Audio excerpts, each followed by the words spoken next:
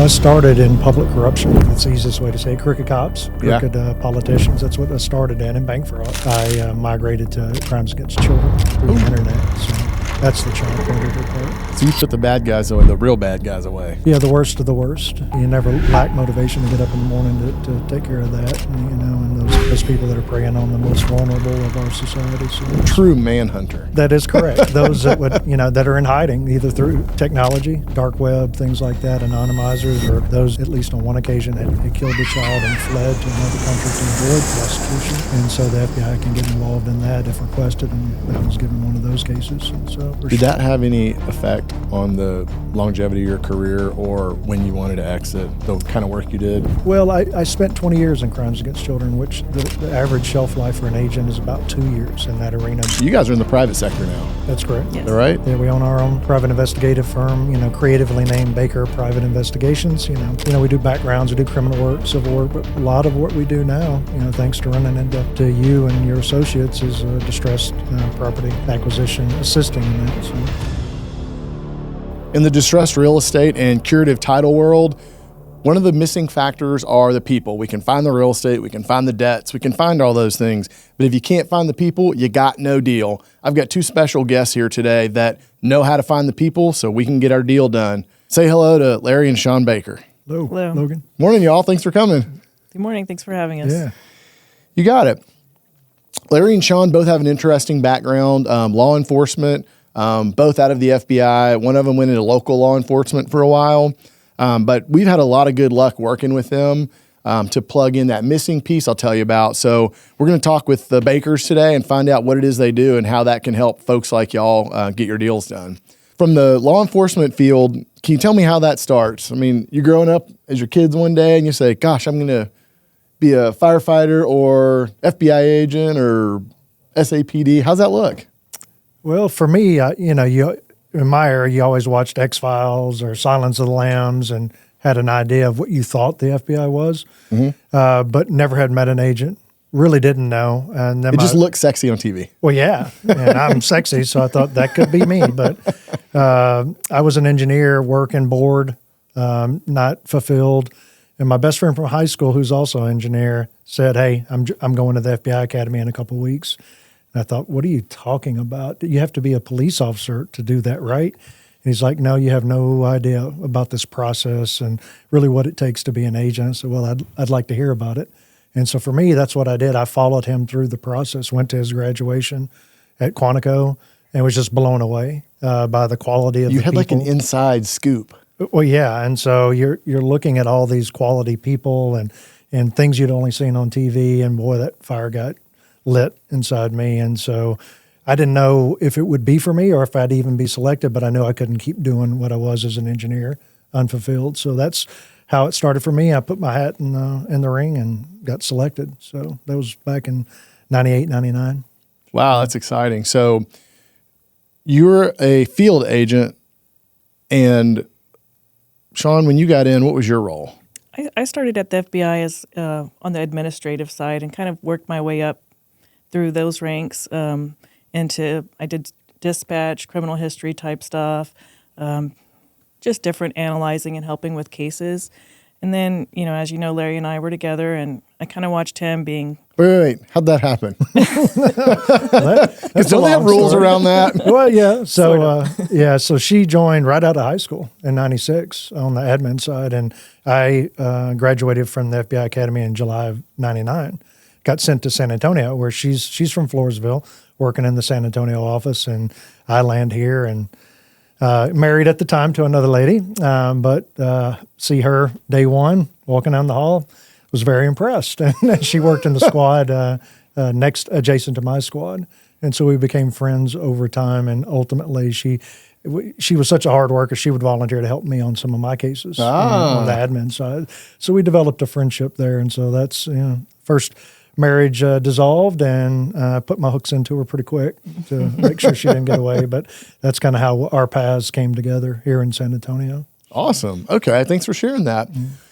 So that was like one part of your life, and what we'll probably talk more about is the current rendition of your career is no longer agency work or SAPD work, you guys are in the private sector now. That's correct. Yes. Is that right? Yep.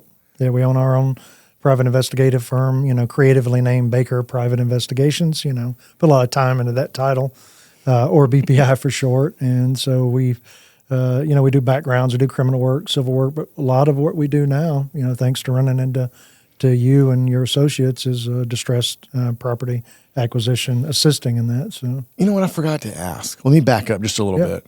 When you are with the Bureau, what kind of cases did you work on? So I started in public corruption, crooked.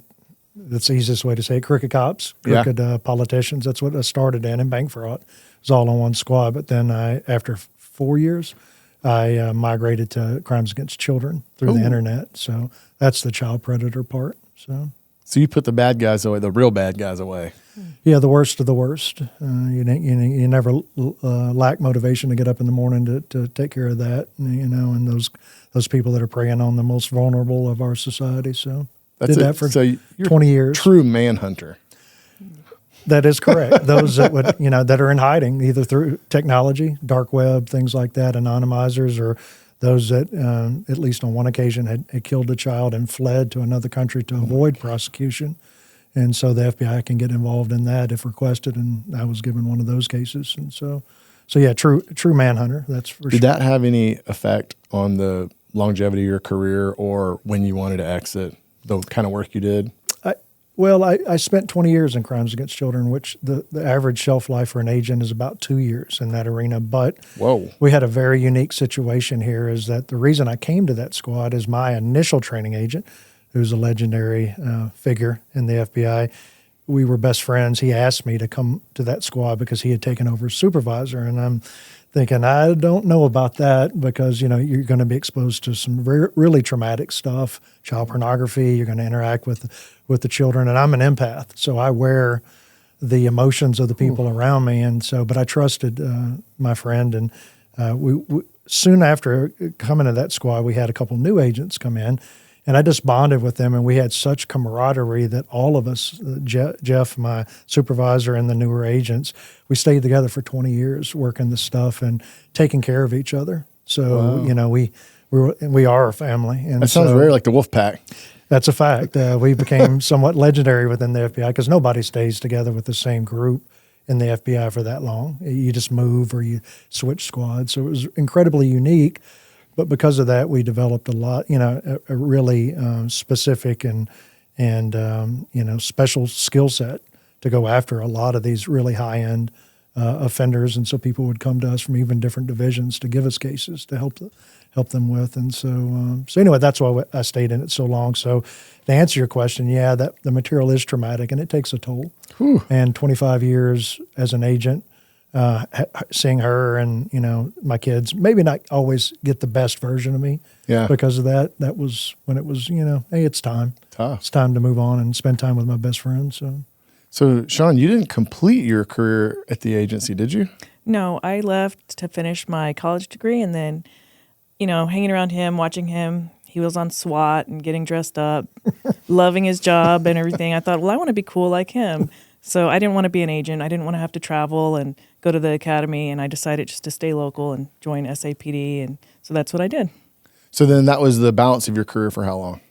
I only stayed at SAPD for 3 or 4 years. And then when I gave birth to our baby, I decided to walk away from that.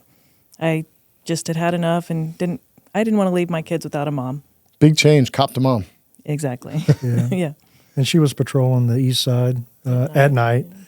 And so we were like the sheepdog and the wolf just passing each other. And I'm trying to deal with all these kids that we collectively have and our daughter and worrying about her. So I was glad she was receptive to coming home. So there's a lot going on. Career, mama, dada, east side. I started my real estate career on the east side. Yes. I know about Cherry Street, okay? Yeah. I didn't go there after 7 p.m. though. Yeah, were you there from 10 p.m. to 6 a.m.? Yeah, no. That's when the excitement happened, I think. that is. That's when I was there. Yeah. I can understand how that would make you look at that part of the work a little differently. But Right. there's seasons of life and things change, definitely. Right. Mm-hmm. So y'all transition out of that. You go private sector. What's the first couple of years look like? Well, I've only been retired for a year and change. Oh my gosh, is that it? That's it. Yeah. So I retired first day I'll call it freedom, was October 1st of 23. And so she had done all the real work to develop the firm and get everything ready. And so we hit the ground running on some civil stuff in October of 23. And so we've only had about a year and a few months. And God, I think y'all been doing this forever. no, So what were the first couple cases outside of your, career? What'd that look like when you went private? we worked on a big medical lawsuit. There's a NDO on that one, but I'll just say that it's a medical issue that was international in scope. We also did a pretty interesting case about another NDO case, but it involved purchase of a very expensive car to determine if it was legitimately the car. And I'm a car buff. I'm a mechanical engineer and love racing, and so we got to get in the weeds. She learned all about automobiles through that one. So it wasn't a real car transaction. It was money laundering or fraud? No, it was a real car. It just wasn't. It did not have the resume that it was purported to have. So what do they call that? It's like when they do this with art. What is it? You got me there. So I've read that before. But yeah, basically, if it doesn't have like the exact VIN number, the exact production, right. the exact Yes. race car driver Exactly. at this race, it ain't it. that's That's right. correct. And that's what So your client overpaid for it. Big yes time. looks that way. Did you nail them? Well, we handed it off and walked away. It's kind of like being in the FBI. You don't get involved in the prosecution. That's an attorney's job. But you are a fact finder. You put the story together and say, here it is. And if they don't want any more work, you walk away and hope you hear how it ends up. But you don't really know sometimes. Wow. So you said yes. You affirmed what they thought might be true. Here's the info and proof. Y'all go figure it out. Yeah. Correct. And, Wow. Disappointed client because that's not the answer he wanted. But What was the value of the vehicle? about 10 million. Holy cow. So yeah. Wow. I'm surprised you didn't hire you on the front side. Well, we You're spending suggested $10 million bucks on a vehicle? Yeah. We suggested that moving forward. What's a but- couple $100,000 in transactional fees? Yeah. Yeah, Whoa. I'm sure he wished he had. for sure. Wow. And a lot like in real estate, when you transfer the money from a bad guy, the money usually gets dispersed and split up, and this guy gets this and that. Yeah. Recovering the money is almost impossible. Yeah, he'd had the car for a few years before these fears kind of surfaced about maybe I got taken, and there's no recovering that. Wow. I wonder if he shredded that paperwork. That's why you're under an NDA. He went back to market with that. Wow. Okay, so you come out to the private sector, you do some private work, and then you get a call from some real estate folks.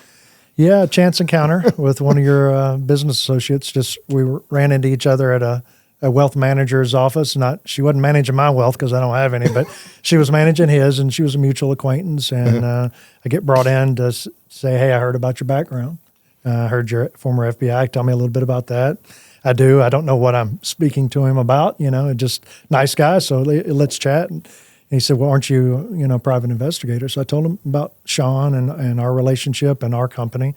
And he asked, do you think you could find someone that's difficult for us to find? And I'm like, well, that's what I did for 25 years. Is that difficult for you? And he said, well, this one is. And so are you receptive? Absolutely. Thinking, I left thinking maybe I'll never hear from him again, because that happens a lot in the PR world, and work with a lot of attorneys, and they'll get all jazzed up about stuff and then they never call. And Yeah. but sure enough, I think probably 2 days later, got a call to come to this office and visit with you and Kyle Westbrook and the associate on that project. So there are a lot of folks out here watching this, probably listening. Do I really need to go to that depth? Can I just Google somebody? Can I get what I need real quickly? And when they find they can't, then that becomes one of those calls that y'all get. Is this going to be serious? Is it not? When they find out it might cost them more money than just, lunch, they realize, this has to be serious. But, right. I know from personal experience, when you're dealing with a real estate transaction that can have $100,000 to $1 million probably in spend or margin, you say, gosh, I need resources. And in our background, we've been through all different kinds of resources. But when we met, y'all were really good at this. Y'all are very professional, which, folks that haven't come from a background like y'all, there's no real hurdle to get a license or whatever and go, but that doesn't mean you're professional. That's right. So when we dealt with y'all, we realized there's a lot of professionalism there. We could deliver y'all a file, we'd get a good report, we'd get information, and just like you said earlier, we could get moving with what it is we're interested in fast. So that was huge to us. But I also look at other folks as they're kind of learning to do these distress type deals, and they ask themselves, what's my budget look like for legal? What's my budget look like for investigative and things like that? It's become a bigger part of our budget because we can get the information and go make a deal work or don't make a deal work very quickly you make better decisions when you have better information. So that was huge for us. So in the scope of your services when it comes to a real estate company, what does that kind of look like up to this point? So, really, we learned working with you guys because I don't know much about real estate. Sean knows a little bit more. Her dad was a land developer, but I did not understand the concept exactly of what you do and how you do it. So boiling it down for you guys, it's just you do a really good job on the front end, identifying who you need found and what type of approach, if you want us to approach, what type of approach we're going to execute with that person. And so it is very much like what I used to do in the FBI. We would receive leads in the FBI. That's how you receive a case. Okay. And you get a lead package. And it says, here's your objective, here's who we think the target is, and if they have any suggestions, and here's some background maybe. And then you go about solving that problem. It's called, they are called leads. Most leads come from other offices or from headquarters, and it's very similar. You give us leads. This is what we want to accomplish. This is our target. This is what we tried, and these are the results, but we need it. We need it done by this time. It's very similar to what we've been exposed to for many years. So when someone out in a real estate deal realizes, I can't get this figured out on my own, and they want to come to y'all, they probably should bring a scope, schedule, and a budget. Sometimes the budget needs to be flexible because they don't know what they don't know. That's right. But well-identified people, well-identified ideas, or even if they don't know the people's name, they say, this is the information that we have that would relate to them. Can you maybe even help me find the name? Right. A lot of times what we'll just get is a name and an address. And from there, you can really take that address, search that address. How much can you get from just a name and address? With an address, you'll get a list. We can get a list of anybody associated with that address. And most times... And where does that come from? Sorry to interrupt TLO. You. Okay, so you use a data program that is proprietary or you have access to only. That's right. Correct. And you start with just the name and address, and then you start kind of peeling the onion. Putting the pieces of the puzzle together. You run that address. It'll give you a list of anybody associated with that address. And majority of the time, the name that you guys give us is going to be on that list. So if you can connect those two dots, then you know you have the correct person and not just somebody with a similar name or the same name. From there, you can get the identifiers. And then, it's just putting all those pieces together, using all the tools we have. We can get all the background info on that person for you, telephone numbers, addresses, driver's license information. So you start spinning the web. Correct. That's right. Very similar to what we had in the FBI. So let's use an example like, I'm just going to say Lori. I won't use her last name. But one of our early cases, we give you some name and information. What'd that look like? Tell me how that process went. Well, I'll tell you from my perspective. So in the FBI, I had a team of people like Sean, an analyst, that literally I would just turn a package over and say, give me everything. And I would go doing what I enjoy doing, which is social network stalking and seeing what Google can yield. And so the databases we have now are similar in quality. It just we had a lot more, right? In the FBI, you can plug into anything from utilities to immigration records. I mean, it's unlimited. So that's nice. We don't have that access, but you have a lot of access. So what I did as an agent is I began to study the person, for what's out there on the internet that's for free, right? So I would Google, I would get into all the Facebook. So for the folks that are asking, what would be the free resources that they should try before they come to y'all? Would you see some of them? Yeah, learn Google. And master the advanced search, because that'll save you a lot of time. But if you learn Google commands correctly. What's Google commands? Well, there's a lot of... I'm used to Google with that one bar in the middle. Well, it's there, but Google has advanced search options. Now, you can either go to the template that's built into the Google, or you can learn the almost like a short key, quotes and just different things. I don't know them all. But if you'll go to YouTube and say advanced search tips in Google, there's all kind of tutorials that will reveal how powerful Google really is. And then you realize how you should be conducting your business versus just blindly putting in a name or whatever. It's how to connect phrases that'll hone in your search. And so I got pretty good at that, and I enjoyed that. I enjoyed snooping on people. So for Lori, what did you find? Well, Laura, you didn't find a whole lot, right? That was dated. That's the first project with you guys, and so. But I did ultimately find her Facebook profile, Okay. and it was under the name Lulu, not her name. And so the way we found that is, How did you understand that it was her? well, you had to. My daughter should probably teach this part. 'Cause she's really good, social networking stalker. But what I did is I found her deceased husband's Facebook page. And then I looked under, the only picture that was there were 4 likes. Under the likes was the name Lulu and their last name together. I thought, well, I'll give it a shot and click on that. And sure enough, there's a picture of her and her husband on there. That's the profile pic. And then there are a number of rather bizarre posts. One, not so bizarre, says, "I am Steve's wife." Okay, well, I got the right person. Got a ringer. But then the other posts were definitely bizarre and showed a lot of animus towards a particular person on Facebook, but then would just trail off to rambling. So it indicated to me she's either got a mental issue, she's got a drug issue, or a combination of the two. And so I learned That's a little a bit. huge amount of information in a relatively short amount of time that you can pick up about the person that you're working with. Right, and it helped us down the road when we finally did, locate her and meet her. But I'm working on that, and that's really the only thing I found through brute force, Google searches, social networking searches. But then Sean ran the gamut on her, and Yeah, everything was coming back with basically no leads on her. Everything was dated information. Phone numbers weren't good. How did you know that it wasn't good? Because folks might be trying to search on their own before they have to get to the level like y'all. How do they corroborate the information? Pick up the phone and make a call.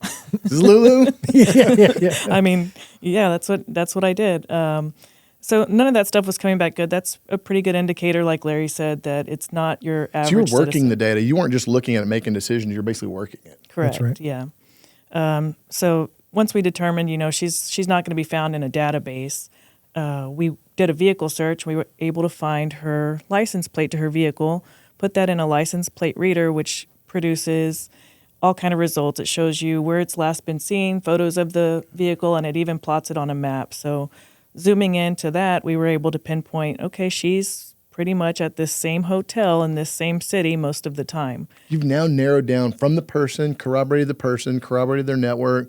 Now you've gotten down to generally specific location. Yeah, pretty much where her vehicle's parked And what's most the of the time time. process from like the first time we turned it over until you're at the point you're at right now? Lori took a little more time than the average one because she's not hitting in any of the databases or anything like that. And she's not local. I think it was 4 days. Oh my God. Yeah. When you said that she took more time, I'm thinking like, what, a month or two? You're like Now her average before lunch almost. Our average turnaround time on the supposed can't find is 6 to 8 hours. Wow. And so Lori was our first venture in this arena, right? And so it's, for real estate purposes, finding someone. And so we had just bought, we had just started. I met your associate in December. I think that's when we got together, 2 months after we had started our firm. So we didn't even have all the tools that we currently do, the quality of tools. So it took us 4 days because we're using, I would say, substandard to TLO tools. Gotcha. And so we worked it, collaborated with you guys, and I think it was about 4 days till we said, here's what we have. We have 13 data points at this hotel over 3 months. There's no doubt she's living there. So, Oh, wow. That's an interesting piece of information. A, she's spending a lot of time in this hotel. B, that's her residence. From that small piece of information, all kinds of stuff happens now. Lack of stability, probably weaker finances, like all this comes into play during the decision making, I guess. Right. that's right. And so we come back to you guys with that result and say, what would you like for us to do? As you were mulling it over, we also advised, well, our daughter's got a gymnastics meet in that same town coming up in 2 weeks. We're not going to, we won't charge travel. We don't, nothing about rooming. Hey, if you're willing to pay an hourly rate for us to interface with Lori, try to find her, let us know. And you were all over that. So. That's right. So then I think I recall we put together a letter, either us or the attorney put it together, and you went and found her. Yeah, we stopped by and got Where'd a you gift find her? basket for her. At the hotel. Yeah. At the hotel. We took that gift basket and tried to have it delivered to her, thinking, we'd catch her coming down. But What was in this gift basket? Like lighters and glass pipes or what? we did include some wine, actually. No, it was classy. It was nuts and chocolate and that's nice. HEB. We got it on the way, put it together for us. And Sean, put a lot of effort into that. So, I put things I like just in case she didn't want it.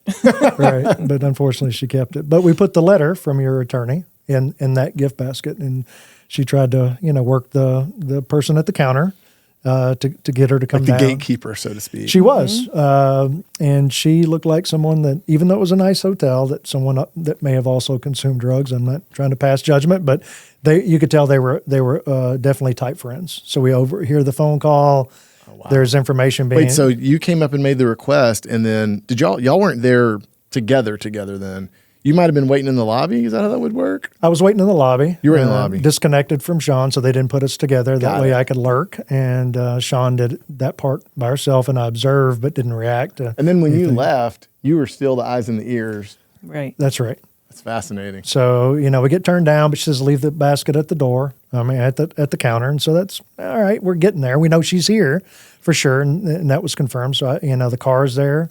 We know she's physically in the establishment. So I just lurked and waited for a number of hours, but then came Lori, and she popped up and camped out at the desk. So then at that point, do you blow your cover and say, hey, I want to talk to you, Lori, or were you just observing still? I'm observing. Sean's with our daughter, and so I film her a little bit. I think I sent, to the group text some teaser footage that, hey, she's here. And then I tell Sean that it looks like she's ordering pizza. Give me a second. Let it play out, let her go outside, and then come down. You guys had furnished us a large stack of cash, which Sean had, as well as some documents. And also known as purchase money. That's right. So Sean comes downstairs and immediately makes a beeline to Lori, outside. So I just watched, so she'd have to tell you the rest of the story, but it was quite amusing from my perspective. So then what happens next? Well, I approached Lori, and I have the cash kind of in an envelope. So I, flash the cash at her, and I'm explaining, why I'm there, about the property. And she just loses it and starts screaming at me that I'm stalking her and how did I find her, and yelling for the manager and going to call the cops. So it didn't go well. Yeah. But Sean's no snowflake. So it's like, this is like being on the east side again. Crazy people. So. Oh, right. Yeah. So nothing came of it then, other than obviously I separated from her. But she did get the letter that was in the gift basket, and I think ultimately that's what she used to contact. That's what got the ball rolling for us. Right. We couldn't find this lady to save our lives, and we had pretty good data. Mm-hmm. But at that point, she did take the letter to an attorney. We got a call from an attorney, and ultimately, we like getting attorneys involved, especially when you got someone who's just far in left field. Yep. Now we know they're well represented. Now we know they're getting good advice. Yep. Any transaction they enter into with us has been vetted, and it's as good as they're possibly going to get for the situation. So that's a good move there. Yeah. Now that I'm thinking about that, it makes me think of another project where you're working in the field and you had some information or letter for somebody, and they came out and kind of were like, hey, girl. Yes. Yeah. I know you're cool with this, so I wouldn't ask something to be sensitive, but tell me about that. Use the tools you have. You must have just downshifted real quick, and you're like, yeah. I mean, Hey, I'm not wired like that. I played the part. Yeah, that's right. He asked if I was married, and I said, well, I am married, but, But open-minded. But I'm open to coffee if you want to have coffee sometime. But no, he took the letter. He was happy. Then he ends up following me down the road and flagging me down to try and give me his business card and asked me to go, have drinks at his place and coffee later. So I just tried to, build that rapport with him to leave it open. So the next time you guys needed something, potentially he would answer my call. I remember when you told us that, my mind is blown. For you guys, this is like par for the course. Mm-hmm. You've been working in the office, doing field support ops and stuff like that. And then now that you're in the field at this time, you already know how this rolls because y'all have been together and you've been involved in this. So you immediately downshift and go into this alternative role. And some folks would say, well, gosh, that's deceptive. Well, at the end of the day, we're trying to work something out that's really in this guy's best interest, but he's just in left field until we get him there. That's hard. So, I think you're doing the right thing by kind of bringing him into the fold and saying, all right, guy, let's figure this out, being friendly. I can't remember. Did you ever have coffee with him or no? I didn't have coffee with him.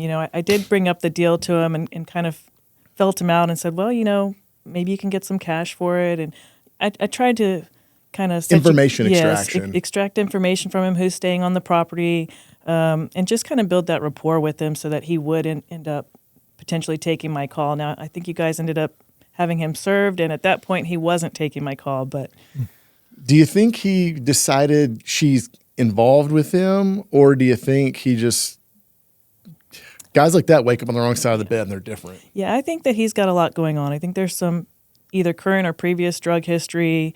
Why would you think that? Because we've ran the police reports. We got all the police reports for that house and for him, and so I know for a fact that there's drug usage, and he actually shot at a lady that had come and visited him at his property. Didn't want her to leave or something. She says he shot a gun towards her at the ground. Oh my But God. either way, so it's more than just a average person that you're dealing with there. Dude, we're dealing with some wacky people here. Yeah. If I remember correctly, on that project, we did surveillance. We did, yes. We actually set up a hidden camera there.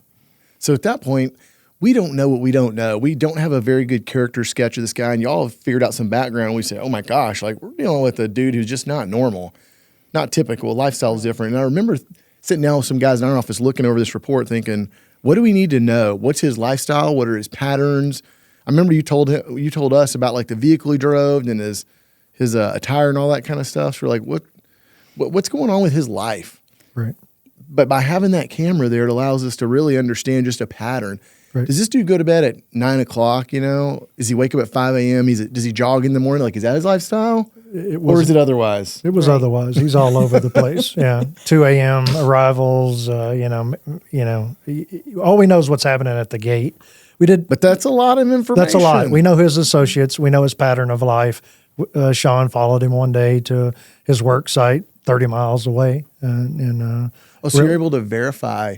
He said he worked here, and he does. Right. Yeah. Yeah. It wasn't where he said he worked, but yeah, we were able to put him where he was going to work. Gotcha. You know, this kind of information, like on my side, on the decision making over here, it's super helpful because if I'm dealing with, I don't know, maybe folks like y'all, like professionals, I realize that I can have a clear, direct conversation that's just straight to the point and rational and logical. But if I'm dealing with a guy like this dude who's in and out of his house at 2 a.m., hitting on every girl that he comes into contact with, irrational, I know this is going to be a different situation. So in those cases, I want to get him to an attorney as quickly as possible or get close to one that he knows. So I think in that case, that was kind of the next step too. Once we'd sized it up, gotten a letter to him, it wound up to an attorney, and we were able to move forward professionally that way. Right. Yeah, that's right. Wow. And we'd run also a financial analysis on him through a contact that gave you an understanding of maybe what he's sitting on financially and some of his accounts. It's really useful too because you don't know if you're dealing with like a multimillionaire or if you're dealing with just some regular old guy. And why that can matter is a multimillionaire can look at a project that's very reasonable, and our proposition to them is normal, and they might say, "I could care less. It's not worth it for me, and I don't like you." But when you're dealing with like an average person and you're dealing with real dollars here, it can bring them more to reality quicker. So the money does matter in those cases. Yep. Those are two fun ones that I specifically remember. Are there others that I haven't been involved in that y'all did that also have like? Oh yeah, we had Some a of the project fun- in Austin with a family that's squatting. It's a gangbanger, heavy duty guy that's been a very violent history, and so on that one we utilized a law enforcement buddy of mine that was off duty, and he and I like to play dress up, so we dress in the neon reflective vests, acting like we're surveyors, and contractors, so we can interact with the family, tell them what we're doing, ascertain who's in the house, and verify that he was in there. And then we later return and put on a neighboring property that would very much like for them to take a deal and get out of there. We put a concealed camera so Sean and I can watch his activities from our couch. And for sure there was some concerns about what type of illegal activities were occurring in the How front yard. similar is this to the work you did when you were at the Bureau? Pretty dang similar. The stakes may not be as high, right? And but it's very similar in concept. It's just about working the case. It's the same thing. The case doesn't involve maybe a deceased child or something of that nature. But we want to win for our clients, and for us, it is our baby. And that's why we want to win. That's one of the reasons we're in this business. Is it's not so much for money. We can make some money doing parlaying our experience and skill set, but it's being back to getting that dopamine rush from helping people and winning. And some people don't realize how much we own these projects. So like if we get contact or Sean gets contact and Kyle or you may not tell her how it ended up, it's like for days. How did it work By out? the way, y'all can always email us or call us for a follow-up. we don't want to intrude. On our side, we get the deal high. We've been working on it for months and months. And when finally the other side signs, we're like, yes, it's like scoring a touchdown or a home run. It's the same for us. Yeah. Another thing I don't know if you're aware of or not, but I do a lot of the ones that are in jail for you guys. We locate them in jail, and I'll either go out if they're close enough and talk to them in person, or I'll talk to them through. Most of them have iPads, so we'll do video chats. They have iPads in jail? They do. They do. Even child predators. Like the inmate? Yes. Whoa. Yeah, that started about 5 years meeting. ago. Yeah. They like doing video chats. Yeah, people have the misconception that if they're in jail or prison, that's going to be difficult. They have every means of communication you can think of, and they're a captive audience. So if you can find them, all the time in the world. So when you do the video chats, is it you or is it you? Oh, it's you. Who would think a prisoner would want to talk to my wife via video talk chat? to Larry. Where's that gal? I don't even bother. Yeah, we don't have a female prisoner. That's so cool client, though that the resources that are available, you just don't realize what it is until you have experience like y'all have. Right. I find when men or women cold callers are doing cold outreach to folks, men are met with more resistance, higher hurdles. 100%.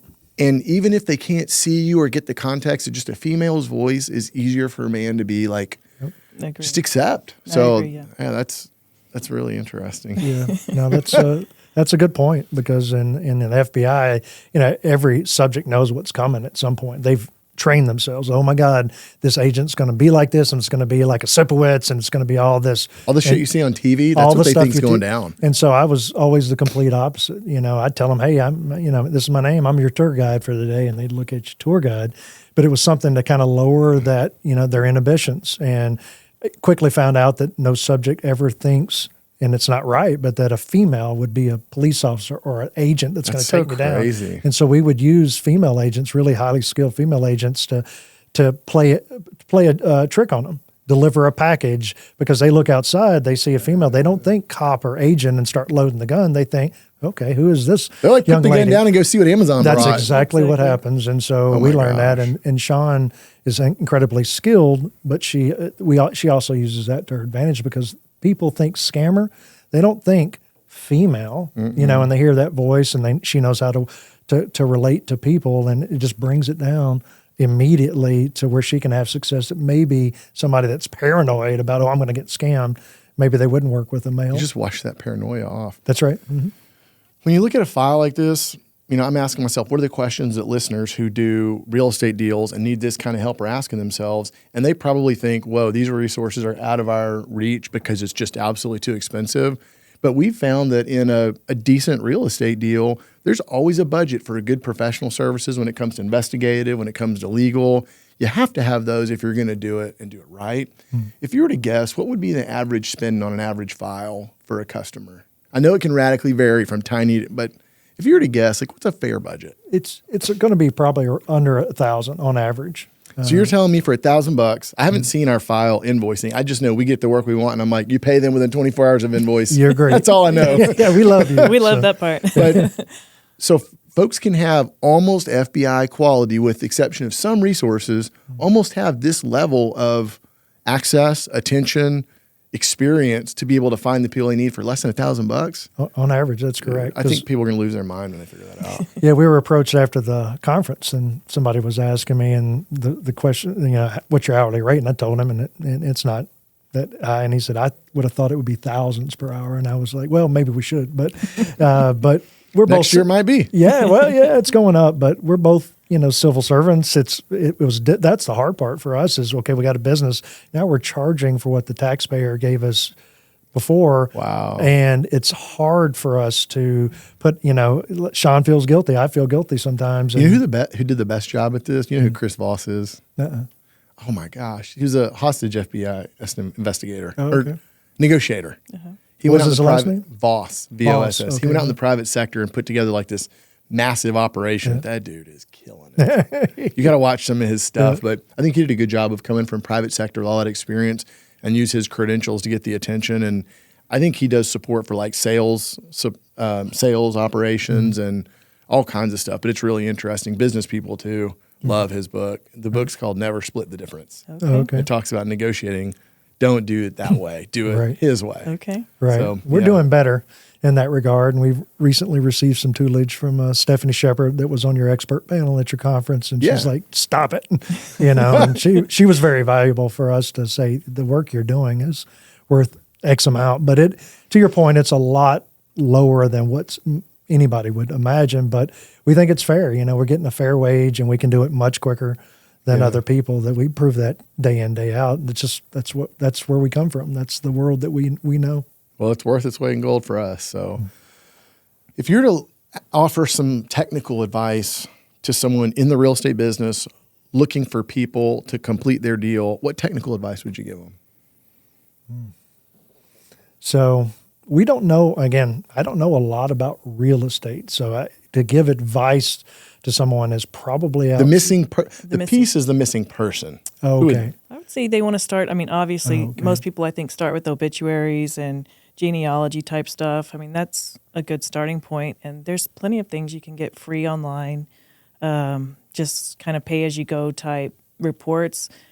They're not as good as the resources that we have, but they're a good start. I mean, even if you get incorrect addresses, a lot of times it may lead you to their family or an associate or a friend. So I would just say you get all the leads you can first and go through them before you have to ask us for it. And once you're at a dead end, then bring it to us.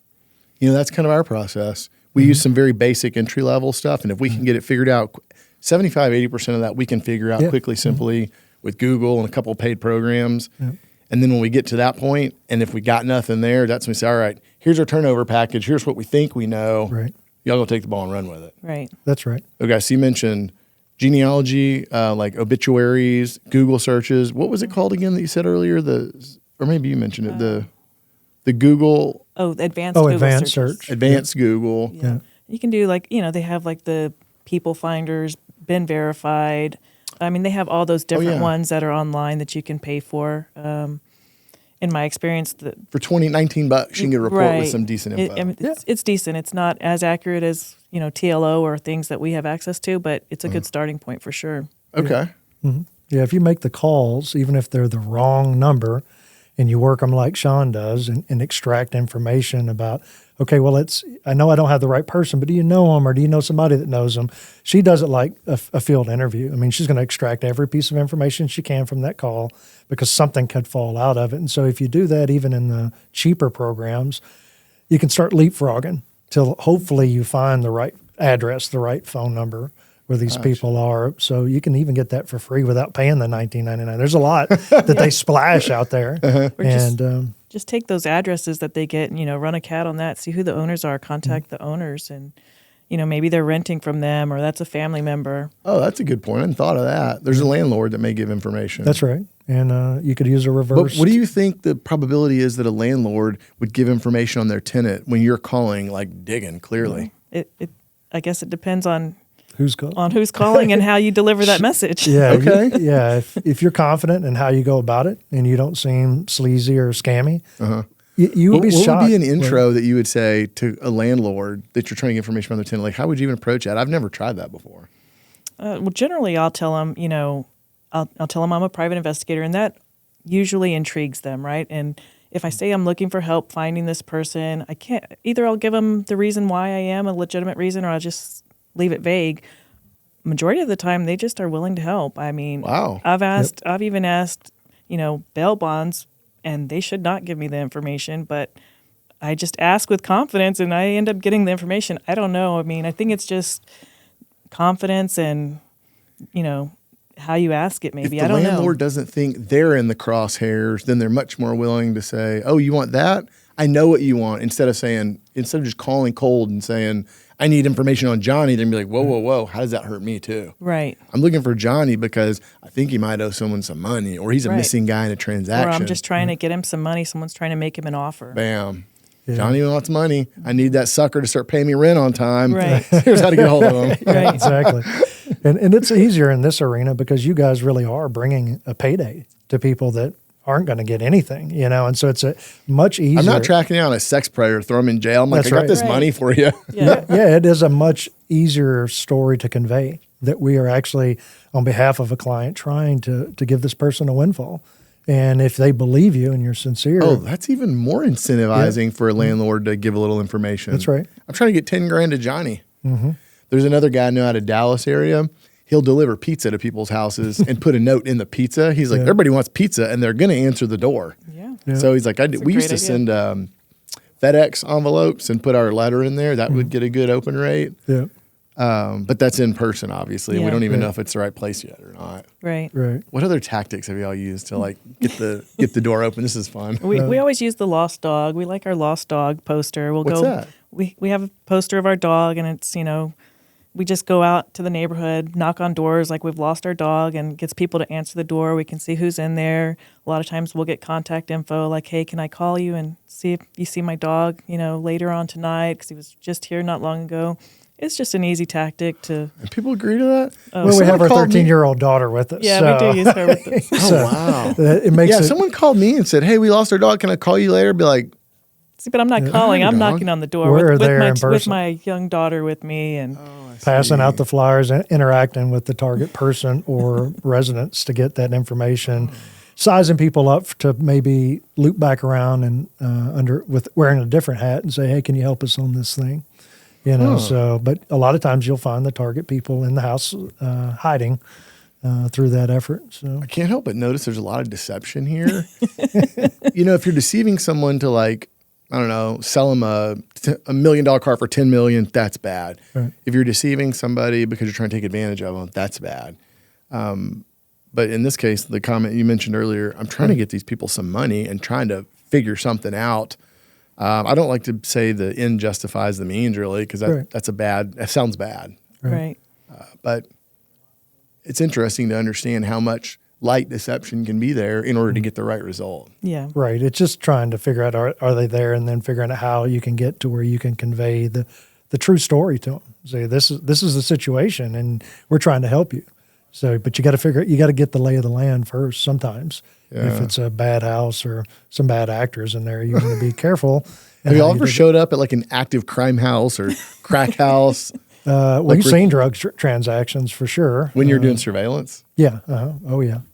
Capture it on camera and things like that. I don't think we've ever felt like, oh my God, it's about to break bad kind of situation. Well, when I found myself on the east side 10 years ago knocking on doors, I didn't know what I didn't know, but I'm like relatively clean cut. At that time, 10-year younger, Caucasian guy knocking on doors. And 95% of the time, you had older folks or just regular old working class guy answering the door. But there were a few times, I'll never forget, where it was a really uncomfortable situation. And I remember after I'd gotten out of it, got in my car, and I'm driving home or sitting there for a minute, I'm thinking, what am I doing? I'm like over here on Hackberry Street at 6:30, right before dark, knocking on this door of someone I don't know. And like, this is where the crime blotter says all the crime in town is. What am I doing? You're having fun. Yeah. I'm just trying to get a deal, man. Sounds like both of us had fun on the east side. Yeah. I remember specifically this one house on Dawson Street. I've been trying to find the people forever. I drove by it frequently. One day I drove by and there were like 3 or 4 dudes sitting on the porch drinking malt liquor. And I thought, where the heck you guys been? I pull over and I go up there, and halfway through the conversation, I realized, what was I thinking? Like, they're starting to be aggressive. One of them was standing up, walking behind me, and I'll never forget, like, I try to like maintain my composure, and I'm never in compromising situations at this age of my life. But I remember at one point I realized the dude was walking around. One went to his car. 2 guys were standing up, and I was like, fuck this, ran to my car. You might call me a sissy, but you know what? I didn't get beat up by 4 drunk dudes. At this age, man, I ain't got time for that. Ain't nobody got time for that. Yeah, I'm with you there. So, those are fun though, right? I've always heard the best deal I ever did is the one I didn't do. I didn't get to do that deal, but I also stopped coming to that house. So You got a good story out of it. moved on to greener pastures and learned a few things. Well, this has been great. I appreciate y'all's time today. Sean and Larry, if someone wants to get a hold of y'all because they need help finding folks or finding information, what's the best way to do that? I think the best way is just shoot us an email. You can email us. What's your email? baker.sean@bpitruthfinders.com. Or you can give us a call. My number is 210-632-4644. Okay. Call and ask for either of you. You better have that handover package teed up. Give us something good to go on. Yeah. And that's it. Yeah, we'll be off and running. And what we try to do is sit down and give you a budget Like, here's how much time we think it's going to take. Here's how much we think it's going to cost. Tell us if you want to shut off at X increments so they know. That's helpful. Yeah, it's helpful for them so they don't get in some big project that they didn't expect to. So, yep, turn it over and we'll work with you. So Awesome. Well, I underwrite these folks myself because we work with them a lot. So if you've got any other last words? No, it's been a great ride. I've enjoyed the last year with you and your guys. Look forward to more Lori type situations, and because we're all about the dopamine. So Good. I'll try to supply you some more. Yeah, thank you. Thanks, y'all. My commitment to you is to deliver the most interesting, messy, and profitable real estate deals on earth. And in exchange for that, I only ask that you subscribe to this podcast and share it with a friend who can benefit.